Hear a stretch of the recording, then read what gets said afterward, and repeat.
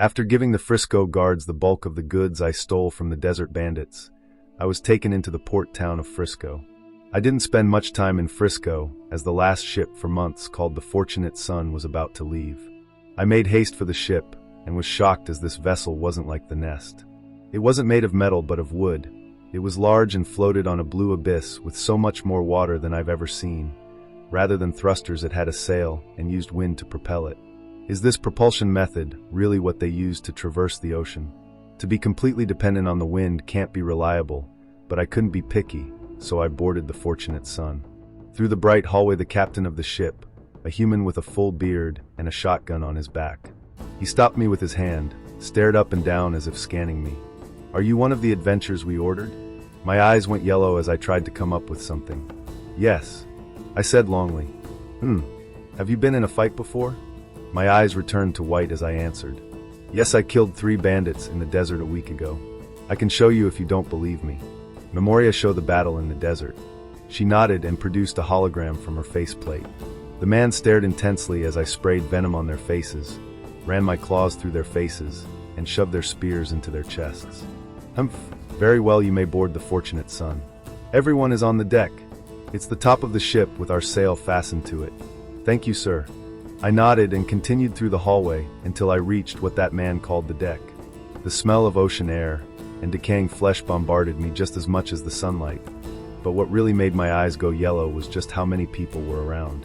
Numerous men and women of various species holding kinetic weapons, many others in regular clothes, what looked like siege weapons on the edges alongside large round stone and iron orbs. My heart hammered in my chest. I felt like a hatchling on their first day in the schoolhouse. But I took a deep breath and continued through the crowd as my mother said people aren't thinking as much about me as anxiety made me believe. As I reached the center of the deck, I bumped into one of the crew. He was far shorter than me, covered in white fur, had long ears, small teeth, and whiskers. I thought he was upset, but he didn't notice me as he carried a glass bottle swishing a small amount of a dark liquid with a pungent odor. "Apologies, sir." He hiccuped, stumbled, and waved it off. "Don't worry about it, man. How can anyone be upset with such great booze on the ship? This really is a fortunate vessel." "Lobbit, we are meant to defend the ship," said another crewmate with pointy ears and white skin with blue blotches, holding a wooden staff. "Don't worry about it, Stell.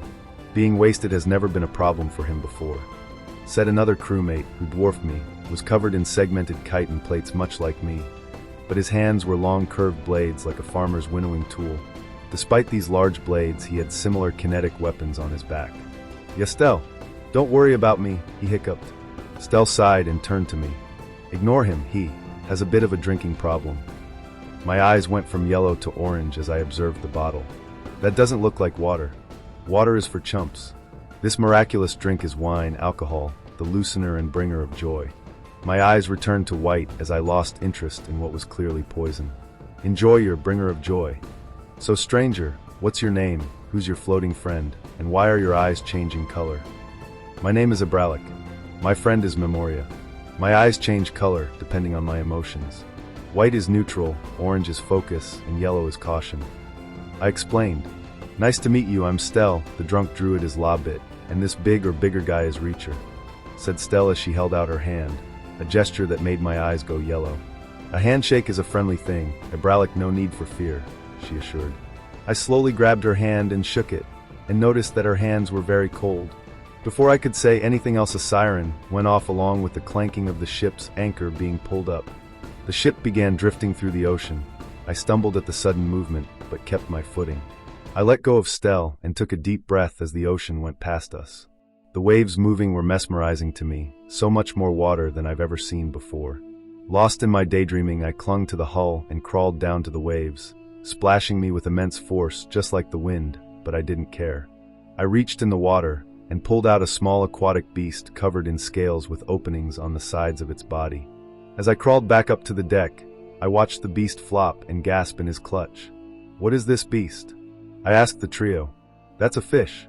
Unless you're going to eat it, throw it back in the water," Lobbit asked. I stared at the fish and couldn't come up with a use for it, so I tossed it overboard before it could reach the water. An avian beast covered in white swooped down and grabbed it with its pointed yellow mouth. "Don't worry about it, Abralik. Animals eating each other is part of nature," Stell assured. So that's how this world works. Constant strife and conflict. Is that why there's so many weapons on board? Well, yeah kinda, said Reacher. A monster named White Skull has been terrorizing the ocean for decades. Jacobson needs all the defense he can afford right now. White Skull? Yeah, a colossal sea monster that rips ships apart with its teeth. People think it's one of those Zoan monsters with its black body, red eyes, and white bone armor. I turn back to the Cerulean expanse and channel electricity through my gauntlet, so it goes through the water. I think we'll be fine. I mean, I guess so, but it'll take more than your spell to kill White Skull. Stell implored. I know this monster sounds like a real terror. You said Zoan monsters? Yeah, 50 years ago we came into contact with another civilization light years away. They call themselves Zoans, and they're ruled by gods. Stell answered. Humph, interesting. Do you have a religion in your kind, Ebralic? Lobbit asked. Me no. My ancestors did though. A colossal silent orb that created a river that brought us prosperity. They had bounty and peace for eons until our world shattered and our god abandoned us. So my ancestors left our world and eventually wound up here. Oh, sorry to hear that. Stell said. Don't be. They choose dependence, I choose self-reliance. Speaking of, I need to go build some new weapons. I killed 3 bandits on the way here with my bare hands, but I think it's going to get harder from here on out. I explained as everyone nodded, and I walked down the deck.